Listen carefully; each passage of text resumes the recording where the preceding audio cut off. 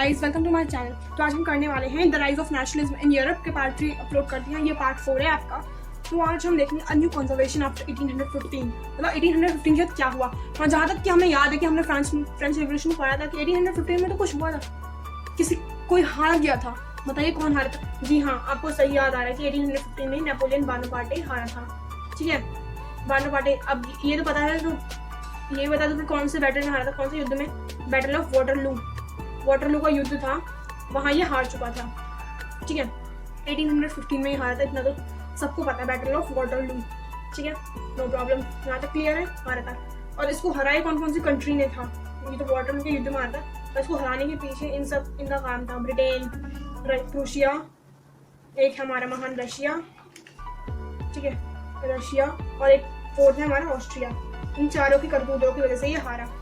एक ये सही पॉइंट भी था, क्योंकि ये हार गया, इसने टैक्स बढ़ाया। इसके 3 गलत काम है, 2-3 गलत काम थे, इस वजह से इसको हार गया। पर जब ये नेपोलियन बोनापार्टे हार गया, फिर एक न्यू कंजर्वेशन आया। तो वो न्यू कंजर्वेशन क्या था भाई? इन्होंने क्या बनाया?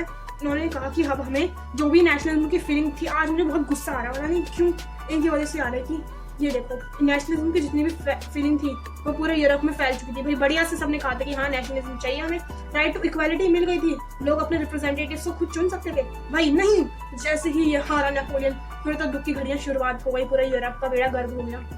अब देख वो हुआ कैसे, पर ये सब सैड से हुआ है, मायूस इसलिए हुए। इन्होंने ये कुछ लोग मिल गए और इन्होंने अपने को कहा कंजर्वेटिव। ठीक है, वे कंजर्वेटिव क्या चाहते थे? ये चाहते थे कि मोनार्की जो है वापस फिर से आ जाए, अब वहाँ पे तो कोई था नहीं रूल करने के लिए, ना सिविल। अब जब नेपोलियन बोनापार्टे गया तो उसका सिविल कोड भी भाड़ में गया। भाई नेपोलियन खुद तो हारा, साथ में अपने सिविल कोड को ले डूबा। अब खुद डूबा नेपोलियन, सिविल कोड को भी ले डूबा। जो भी उसमें अच्छे काम थे वो सब नदी में डूब गए। तो इन्होंने क्या बनाया? तो हम देखते हैं कंजर्वेटिव का कंजर्वेटिव के बारे में थोड़ा जान लेते हैं कि है क्या। भाई महान शख्स के नाम, इन्होंने कंजर्वेटिव को तो मन करा कि आग लगा दो, इतने बुरे काम करें ना। अब देखते हैं क्या करें, तुम्हारे ना खून खोल जाए यहाँ पर, बताना। ठीक है, कंजर्वेटिव रिजम्स के बारे में देखो। हमने अच्छा वाला क्या पढ़ा था पहले कि नेशनलिज्म की फीलिंग लोगों में आ रही है। भाई लोग सोच रहे हैं हाँ, हमें भी इक्वालिटी या फ्रीडम चाहिए। तो इनके आते ही सारे लोगों ने भी ये फीलिंग छोड़ दी। तो इन्होंने क्या किया? मोनार्की जो भी थी, राजा की पावर जो थी, वो सारी इन्होंने वापस लिया, मोनार्की को रिस्टोर कर दिया। यानी कि भाई मोनार्की फिर से वापस आ गई। हाँ भाई हाँ, क्या कह रहे थे हम कि रिपब्लिक डेमोक्रेटिक गवर्नमेंट बनने वाली है, पर सब कुछ पेड़ा कर हुआ। और ये जो है मोनार्की जो है रिस्टोर हो गई। और जो भी चर्च की पावर थी, मतलब जो कलर्जी थे, नोबेलिटी थे, वो सब ऑल्सो रिस्टोर। चर्च की जो पावर थी वो भी रिस्टोर कर दी। और ये क्या चाहते थे कि राजा जो हो कैसा हो, यहाँ पे भी राजा, ये जो राजा है महान राजा, वो ऑटोक्रेटिक हो, है ना। चाहते थे कि राजा ऑटोक्रेटिक हो। ऑटोक्रेटिक का मतलब कि पूरी जिंदगी भर ऑटोक्रेटिक, एक ही राजा चलता है, रूल बाय वन पीपल। एक राजा हो और वही पूरा शासन करे, रूल बाय वन। और उस राजा के खिलाफ कोई कुछ कह भी नहीं सकता। इतने बुरे हाल हो गए। अच्छी वाली सुधरा था, अब सब बेकार हो गया। नेपोलियन के हारते ही सब लोग। और जो ऑटोक्रेटिक रूल राजा है, उसको कोई क्रिटिसाइज नहीं कर सकता। क्रिटिसाइज यानी कि उसके बारे में कोई बुरा नहीं कह सकता, ना कोई बुरा भला उसके बारे में बोल सकता, ना लिख सकता। वही कह सकते हैं, इन्होंने सेंसरशिप लगा दी थी। ठीक है, सेंसरशिप लगा दी थी पूरे यूरोप में इनके बारे में। और ये सारी करतूतें किसकी हैं? वही Britain, Austria, Russia and Russia, ये सब इनकी ही करतूतें हैं। इन्होंने भड़काया सबको कि ऐसा करो। इनकी वजह से यहाँ पर ये सब हाल हुआ, सेंसरशिप आ गई। ठीक है, इन्होंने कहा कि अब हमें तो भाई सेंसरशिप लगा दी। कोई इनके बारे में जो प्रेस था, प्रेस में कोई इनके बारे में कुछ बुरा भला नहीं छाप सकता, ना कोई पोएम के थ्रू, ना कोई स्टोरी के थ्रू। जैसे स्टोरी के थ्रू हम कोई मैसेज देते हैं ना, मोरल साइंस, मोरल वैल्यू, तो हम वो भी नहीं दे सकते। स्टोरी में कोई इनके खिलाफ कुछ बुरा लिख ही नहीं सकता। भाई सेंसरशिप लगा दी थी, बिल्कुल बहुत बुरी तरीके से, पूरी पक्की वाली सेंसरशिप। ठीक है, तो हम कह सकते कोई हटा ही नहीं सकता। और इन्होंने क्या कहा? राजा तो आएगा। अब इन्होंने क्या बनाया? एक उन्होंने ट्रीटी ऑफ वियना साइन करी। ठीक है, क्या कही? Treaty of Vienna. वियना में संधि, वो संधि हुई कब? 1815 में, जब ये कंजर्वेटिव्स बन गए तो उन्होंने एक ट्रीटी साइन करी। ये इसका क्वेश्चन बन सकता है, बहुत इंपॉर्टेंट क्वेश्चन बन सकता है, 25 मार्क्स का आएगा बोर्ड एग्जाम में, तो इसके अच्छे से समझ लो। ट्रीटी ऑफ वियना को होस्ट किसने किया? फर्स्ट ऑफ ऑल आपको इसका होस्ट का नाम पता होना चाहिए। कोई पार्टी होस्ट करते हैं, आपने बहुत सारे शोज देखे, उसमें भी होस्ट एक जरूर होता है जो माइक लेके घूमता है कि अब ये स्टेज पे ये आने वाले हैं, तो उसका होस्ट था ऑस्ट्रिया। का चांसलर, ऑस्ट्रिया चांसलर, ठीक है, उसका नाम क्या था, ड्यूक मेटरनिक। ये क्वेश्चन आपका बन सकता है आराम से, 1 मार्क का, ड्यूक मेटरनिक, ठीक है। तो इसने होस्ट कर दी वो पार्टी ट्रीटी संधि इसने होस्ट करी थी। उसमें क्या था, जो भी बर्बन डायनेस्टी थी, बर्बन सुन के कुछ याद आया? जी हाँ, याद आया होगा। बर्बन डायनेस्टी से कौन बिलोंग करता था? हमारा लुई 16, जिसकी करतूतों की वजह से फ्रांस ने उसे धक्के मारकर, लात मारकर बाहर भगा दिया था फ्रांस को। लुई 16 को भगा देते धक्के मारकर। लुई 16 था बर्बन डायनेस्टी का, इसको भगा देता फ्रांस में, यहाँ तक तो सबको पता ही होगा। इन्होंने क्या किया, ट्रीटी ऑफ वियना में ये था कि लुई 16 जो फ्रांस से निकला है उसको वो वापस लिया है, दोबारा से आ गया लुई 16 वहाँ पे राज करने के लिए। भाई हाँ, वो राजा दोबारा बन गए, लुई 16 बन गया किंग, फ्रांस का राजा बन गया लुई 16। भाई बुरे दिन फिर से शुरू हो गए। कहते हैं ना, बुरे दिन जब आते हैं तो फिर बाद में अच्छे दिन भी आते हैं। और फ्रांस के पास जितनी भी टेरिटरीज थी जो जीती थी नेपोलियन बोनापार्ट ने अपने आप हड़प ली थी। नेपोलियन बोनापार्ट ने सबसे पहले कहाँ था? जी हाँ, फ्रांस में आया था नेपोलियन बोनापार्ट। नेपोलियन ने बहुत सारी टेरिटरीज जीती थी, मतलब ले थी, लड़ाई करके जीत ली थी। वो सारी टेरिटरीज जो है किसने उनसे फ्रांस वालों से छीन ली गई, ठीक है। और फिर जो ये नेपोलियन था वो पूरे यूरोप को कॉन्कर कर लेना चाहता था। तो इन्होंने क्या किया, जैसे कि पूरा यहाँ पे फ्रांस है, ठीक है, यहाँ पे मैं फ्रांस लिख देती हूँ अंदर। इन्होंने फ्रांस के साइड पे यहाँ पे स्टेट्स बना ली, चारों तरफ स्टेट्स बना ली, ताकि जो ये फ्रांस के जो ये अंदर के लोग हैं वो बाहर के जो लोग हैं, बाहर की जो जितनी भी स्टेट्स हैं उन पे कब्जा ना कर सके, ना आ सके। इन्होंने क्या बताया, जब मैं बोलूँ उसको मैं रिटर्न फॉर्म में भी दिखा दूंगी आपको, ठीक है। तो इतना सब कुछ हो गया फ्रांस में। तो फिर क्या पता, नीदरलैंड था। नीदरलैंड क्या है, टेरिटरी है एक, नीदरलैंड ये है। इसको किस में इंक्लूड कर दिया गया? बेल्जियम में इसको मिला दिया गया। और एक और है हमारा जियोना, इसको किसने ऐड कर दिया?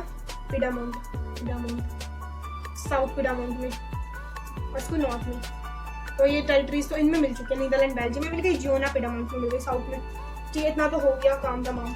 और जो प्रूशिया है, उस प्रूशिया को बहुत सारी टेरिटरीज मिल गई। प्रूशिया का जो ये किंग था, आराम से बैठे बैठे, जो ये राजा था, आराम से बैठे बैठे ऐश कर रहा अपने चेयर में, भाई लाओ हमें टेरिटरी और दो, आराम से, मतलब ऐश कर रहा बैठे बैठे। तो सब सारी टेरिटरीज इसको मिल गई प्रूशिया को, जितनी भी इंपॉर्टेंट टेरिटरी थी, अच्छी खासी टेरिटरीज, वो इसको मिल गई। और ऑस्ट्रिया के राजा को क्या मिला? जो ये थे ना चार, जो मैंने कहा, ब्रिटेन, रशिया, प्रूशिया, ऑस्ट्रिया, इनके राजा को कुछ ना कुछ जरूर मिल रहा था, या तो टेरिटरीज या कुछ पैसा, धन दौलत सब मिल रहा था। और ऑस्ट्रिया को क्या मिल गई? इटली, नॉर्दर्न इटली मिल गई। अब देखना आगे चल के क्या होगा। इटली का कोई होगा आदमी, वो इसका क्या भूत उतारे, इनका क्या भूत उतारे। इटली है एक इटली का रिवॉल्यूशन, उसके बारे में पढ़ेंगे आप। इसने तो इटली ले ली गई, ठीक है। तो इतना सब कुछ होने के बाद जो है नेपोलियन ने एक सोसाइटी बनाई थी, कन्फेडरेशन 39 स्टेट की, ठीक है। तो उनको जो है इन कंजर्वेटिव ने, ट्रीटी ऑफ वियना ने इनको टच तक नहीं किया। इनकी जो सोसाइटी थी, सोसाइटी या 39 स्टेट कह सकते हैं, वो सब मिल उसको टच भी नहीं किया, वो अनटच थी बस। पता नहीं क्या हुआ, इन्होंने उसको टच नहीं किया। उन्होंने कहा चलो छोड़ो इसको, रहने देते हैं हम। अब क्या, जो रशिया है वो रशिया में क्या मिल गया? पोलैंड का रशिया को पोलैंड मिला। इनको तो भाई कुछ मिलते ही जा रहे हैं, इन सबको तो बल्ले हो गए। ये यहाँ थोड़ी ना, इन सबको तो बल्ले बस शाबाश, सब इतने खुश दिखाई दे रहे हैं। अभी हो बिना मांगे सब कुछ मिल रहा है। रशिया को पोलैंड मिल गया, प्रूशिया को सैक्सनी मिल गया। ये प्रूशिया है, उसको क्या मिला? सैक्सनी, ठीक है। वही खुश तो होंगे, बैठे बैठाई सब मिल गया। इसके बाद सैक्सनी मिल गया। और फिर इसके बाद जब इतना सब कुछ हो गया तो इससे बुरा और क्या हो सकता है? मोनार्की जो वो रिस्टोर हो गई, राजा का पावर दोबारा शुरू हो गया। मोनार्की वाज रिस्टोर्ड, ठीक है। फिर कंजर्वेटिव का जो था ऑर्डर चलने लगा, कंजर्वेटिव का उनका ऑर्डर चलने लगे पूरे यूरोप में, ठीक है। अब उसके बाद देखते हैं हम रिवोल्यूशनरी। फ्रांस में कंजर्वेटिव्स के बाद कुछ क्या है? रिवोल्यूशनरीज। रिवोल्यूशन को क्या कहते हैं हम हिंदी में? क्रांतिकारी, ठीक है। ये आ गए फ्रांस में वही क्रांतिकारी। इन्होंने क्या कहा, ये क्या थे, इनको क्या बनाया था? Nation state. और ये कॉन्स्टिट्यूशन कौन है? कंजर्वेटिव के खिलाफ थे, कंजर्वेटिव, ठीक है। कंजर्वेटिव से बिल्कुल बहुत ही ज्यादा नफरत करते थे, इनका ये खात्मा करना चाहते थे इनको, ठीक है। कंजर्वेटिव के बिल्कुल अपोज थे, चाहते थे कि लिबर्टी आ जाए दोबारा से, लिबर्टी यानी कि इक्वालिटी, राइट टू फ्रीडम, ये सब आ जाए, ठीक है। तो इनके कुछ एम्स थे, इनके क्या थे? एम्स थे, यानी एम्स जैसे हम कह सकते हैं कुछ सपने। तो अब इनके एम्स के बारे में पढ़ते हैं, क्योंकि ये क्वेश्चन आ सकता है। What is the aim of revolutionaries in ये 19th सेंचुरी की बात आ गई। इन 19th सेंचुरी इसमें क्या थी, ये चाहते थे कि हम जितने और रिवोल्यूशनरी हैं उनको हम ट्रेनिंग दें। पहला काम तो इनका था ट्रेनिंग देने का रिवोल्यूशनरीज को। किसको ट्रेनिंग देनी? इनको रिवोल्यूशनरीज को, और स्प्रेड कर देना इनको पूरे यूरोप में, पूरे यूरोप में स्प्रेड कर देंगे। ठीक है, कौन सा idea? Idea of liberalism, idea of making national state. पहला काम तो इन्होंने ये किया। ठीक है, नोट करते जाओ। ठीक है, अपनी नोटबुक में मेकिंग नेशन स्टेट। पहला काम तो इन्होंने यही किया कि उनको ट्रेनिंग देनी थी रिवोल्यूशनरीज को, और पूरे यूरोप में इन्होंने कुछ लोग इन रिवोल्यूशनरीज को भेजा आइडिया ऑफ नेशनल स्टेट लेकर। पहला काम तो इनका ये था, स्प्रेडिंग करना आइडियाज, नेशनलिज्म का आइडिया स्प्रेड करना। ठीक है, और फिर क्या था इनका? मोनार्कियल गवर्नमेंट के बिल्कुल अपोज थे। किसके? मोनार्कियल गवर्नमेंट के बिल्कुल खिलाफ थे, जिसमें जो एक राजा का रूल ऐसा चलता है। इनको नहीं, इनको डेमोक्रेसी चाहिए थी या नेशन स्टेट बनाना था। ये मोनार्की के बिल्कुल खिलाफ थे। ठीक है, फिर इनका क्या था? ये लिबर्टी के लिए फाइट कर रहे थे। इनके बारे में लिख के रहेगा, फाइटिंग फॉर लिबर्टी, लिबर्टी और फ्रीडम। ठीक है, लिबर्टी के लिए लड़ रहे थे और फ्रीडम के लिए लड़ रहे थे, आज़ादी के लिए। ऑटोक्रेटिक किस चीज़ से आज़ादी चाहिए थी? ऑटोक्रेटिक रूल से। ठीक है, जो राजा का ये रूल चल रहा था, एक राजा का रूल, हम उसके खिलाफ कुछ भी नहीं कह सकते थे। जैसे क्या करते, इसके लिए लड़ रहे थे। हाँ, और इन्होंने क्या किया? आइडिया ऑफ नेशन स्टेट का आइडिया इन्होंने पूरे यूरोप में स्प्रेड करा। उन्हीं में से एक महान हमारे रिवोल्यूशनरीज है जो बहुत फेमस है, जिनका नाम है गिसेसिपी मिज़ानी। कौन सा? गिसेसिपी मिज़ानी। नाम थोड़ा अजीब है, पर ये अजीब नहीं है, बहुत अच्छे थे। क्या ये रिवोल्यूशनरी इनके सर पे भूसवार चढ़ा हुआ था? भाई नहीं। अब ये कौन थे? इटालियन रिवोल्यूशन थे। इटालियन, मैंने कहा था ना इटालियन का कोई है, ऑस्ट्रिया ने ले लिया था इनका, इटली ले लिया था नॉर्थ इनका। अब ये ऑस्ट्रिया की तो दो तुड़ाई करेंगे, वो देखना। बड़े आए ऑस्ट्रिया इनकी इटली लेने के लिए रिवोल्यूशनरीज। इनको चढ़ा गुस्सा भाई, इन्होंने क्या रिवोल्यूशनरीज। ठीक है, इनको कब पैदा हुआ था इनके बारे में? 1807 में ये बॉर्न हुए। ठीक है, और ये इन्होंने वहाँ पे सीक्रेट सोसाइटी बनाना अलाउड नहीं था, पर इन्होंने वहाँ पे हिम्मत करके किसी ने सीक्रेट सोसाइटी बनाई राजा के खिलाफ। उसमें उस सोसाइटी में डिस्कशन करते थे। तो एक सीक्रेट सोसाइटी थी, उस सोसाइटी का नाम था कार्बोनरी। कार्बोनरी। उस सीक्रेट सोसाइटी के जो ये थे मेंबर थे। कौन थे मेंबर? ये रे गिसेसिपी मिज़ानी हमारे सीक्रेट सोसाइटी के मेंबर थे। फिर कुछ समय बाद जो गिसेसिपी मिज़ानी है, वो जब थोड़े सीक्रेट सोसाइटी में कार्बोनरी में ज्वाइन हुए, उसके बाद इन्होंने इनकी दो सोसाइटी आई। एक तो young Italy and young burn. Young burn नहीं, कौन सा? Young Europe. दो सोसाइटी में यहाँ। यंग इटली कहाँ बनाई इन्होंने? मर्सिलीज में। मर्सिलीज एक जगह का नाम है, वहाँ पे इन्होंने ये लिया। और ये यंग यूरोप इन्होंने क्या कहा, कहाँ पे बनाई? सोसाइटी बर्न में।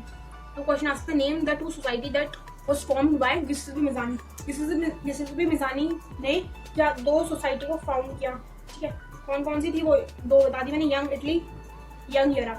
ठीक है, यंग इटली कहाँ बनी? मार्सिलीज में, और यंग यूरोप बर्न में। तो यही इसमें यही है इनके बारे में। इनका क्या मानना था कि इनको इटली को जो है रिपब्लिक बनाना है।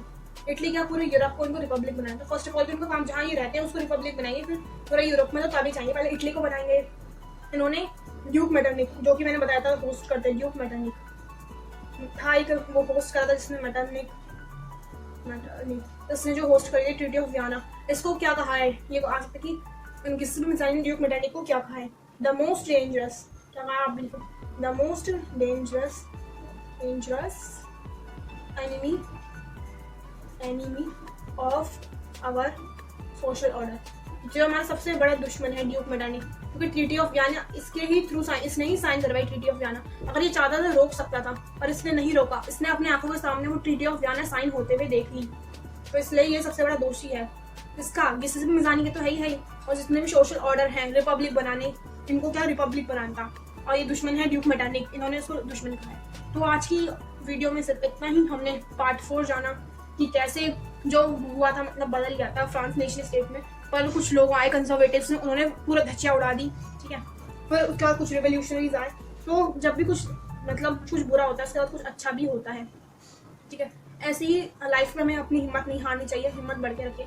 फ्रांस वाले भी तो हिम्मत हार सकते थे, नहीं भाई ये यूरोप वाले कि अब हमारे साथ कुछ अच्छा नहीं हो सकता, पर हुआ ना। रिवोल्यूशनरीज आए, क्रांतिकारी आए, उन्होंने फिर से क्रांति जगाई, और फिर पूरे यूरोप को फिर से हम नेशनलिज्म, पहले ये 0 पे थे, 0 से आगे बढ़ चुके थे, पर आगे जब ये बढ़े, इनको फिर से 0 पे पहुंचा दिया गया। अब ये 0 से ऐसे आगे बढ़ेंगे ना, आगे बढ़ेंगे, और यूरोप को आज़ादी मिल जाएगी। आज तो देख सकते हैं आप पूरा वर्ल्ड जो है नेशन स्टेट बन चुका है, पूरे वर्ल्ड में डेमोक्रेटिक रूल है। कुछ ही कंट्रीज ऐसी होंगी जहाँ पर ही होगा, पर ज़्यादातर सारी कंट्रीज में लोग अपने रिप्रेजेंटेटिव्स को खुद चुनते हैं, ठीक है। तो बाय इस वीडियो में इतना ही। अपने दोस्तों के साथ शेयर जरूर कीजिए, लाइक कमेंट शेयर सब्सक्राइब जरूर कीजिए।